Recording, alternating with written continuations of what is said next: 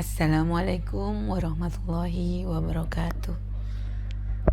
Perkenalkan, saya Husnul dari Jember, Jawa Timur, peserta Inner Game Life Coach Academy Batch 3. Izinkan saya menyampaikan modul ke-10 dari Inner Game Life Coach Academy, yaitu bagaimana mengendalikan rasa marah atau The Secret of Anger Control. Saya tanya sebelumnya ya, Bapak Ibu, khususnya ibu-ibu yang ibu rumah tangga atau ibu bekerja. Saat anaknya disuruh sholat tidak langsung sholat, bagaimana perasaan ibu? Marah? Nah, saat ibu bekerja ada masalah di kantor, marah? Bagaimana perasaannya? Jantung berdetak lebih cepat, nafas pendek-pendek, hatinya bagaimana? Aman? Tidak aman pastinya.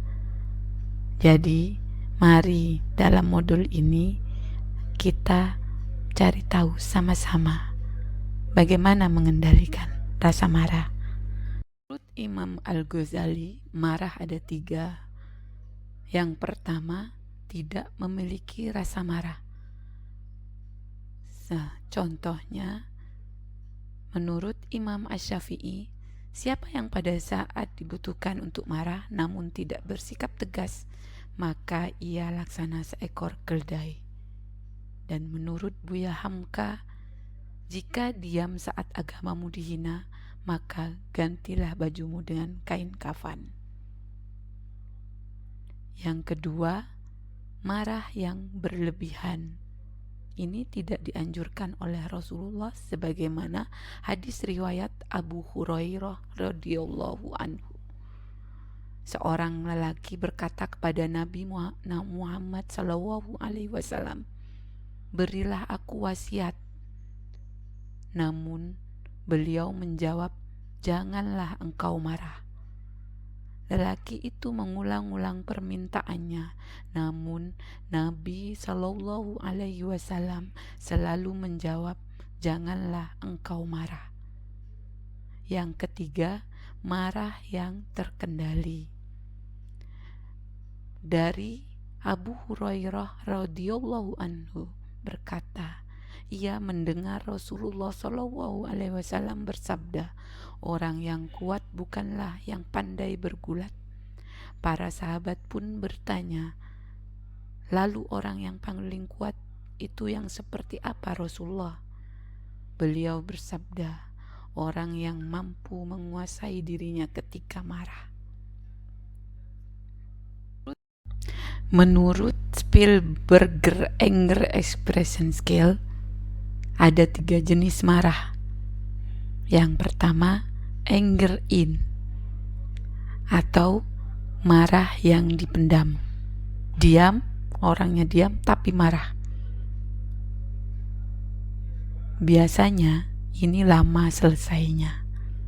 Yang kedua, anger out, marah yang dilampiaskan atau dikeluarkan melalui kata-kata atau membanting barang. Ini juga tidak dianjurkan karena kata-kata yang keluar itu bisa berakibat mudorot dan itu bisa dihisap. Yang ketiga adalah anger control, marah yang terkendali, dan ini sebagaimana dengan Imam Syafi'i yang tadi sangat dianjurkan sebagai muslim. Sekarang bagaimana caranya mengendalikan rasa marah? Rasa marah yang hadir dalam kehidupan Bapak dan Ibu,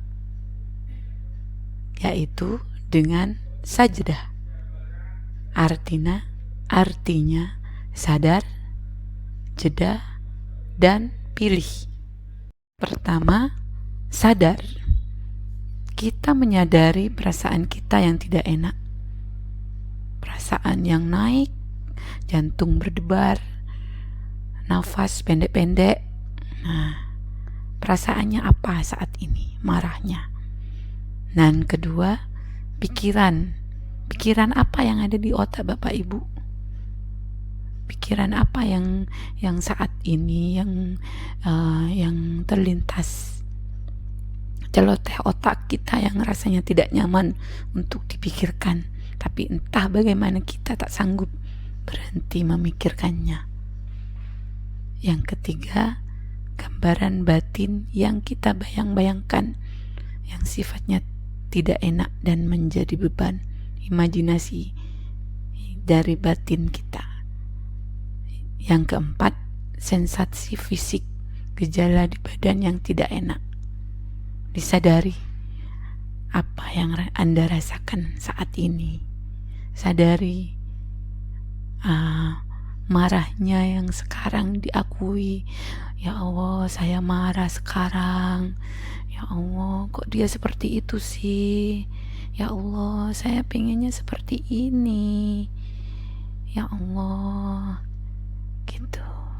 Dirasakan, diakui, dikenali. Ya, Bapak Ibu. Yang kedua, jeda. Jeda di sini maksudnya seperti ini, Bapak Ibu. Saat kita menerima masalah, kita tidak langsung marah, keluar marahnya. Jadi kita diam dulu sejenak, jeda sejenak. Jika orang itu ada di depan kita pergi sebentar, jeda sejenak, gitu. Ambil waktu sebentar, gitu. Efektifnya jika waktu sebentar itu kita gunakan untuk tarik nafas 1 sambil istighfar, Astaghfirullahaladzim. Tarik nafas lagi, Astaghfirullahaladzim. Begitu. Direfleksikan diri, Bapak Ibu. Astaghfirullahaladzim. Terus saat tenang baru kita lakukan selanjutnya. Dalam jeda Bapak Ibu, kita dianjurkan untuk self reflection, yaitu yang pertama, diam saat marah, lalu berbicaralah saat mereda. Yang kedua, tafakur, self talk, atau ubah posisi atau wudhu. Ubah posisi maksudnya dari berdiri, duduk, dari duduk masih marah, berbaring. Nah, jika masih ada marahnya, wudhu, gitu. Yang ketiga, merilis emosi dengan mengadu, berdoa.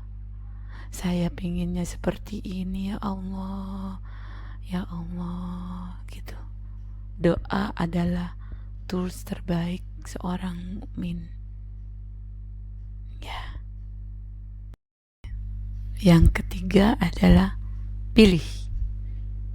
Pilih di sini maksudnya memilih respon apa yang akan kita pilih kepada orang yang membuat kita marah.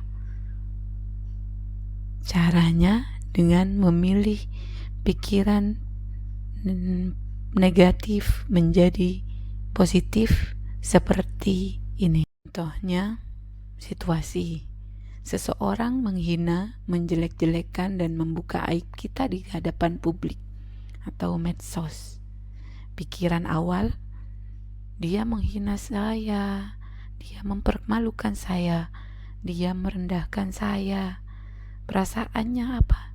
Sakit hati, marah, ingin membalas. Nah, pikiran dan perasaan yang negatif ini bisa dirubah menjadi pikiran dan perasaan baru, yaitu pikiran baru, jauh lebih banyak aib yang Allah tutupi. Yang kedua, insya Allah jadi penghapus dosa, mendapat transfer pahala cuma-cuma saya, ya Allah, alhamdulillah. cara beliau hanya menunjukkan kualitas dirinya.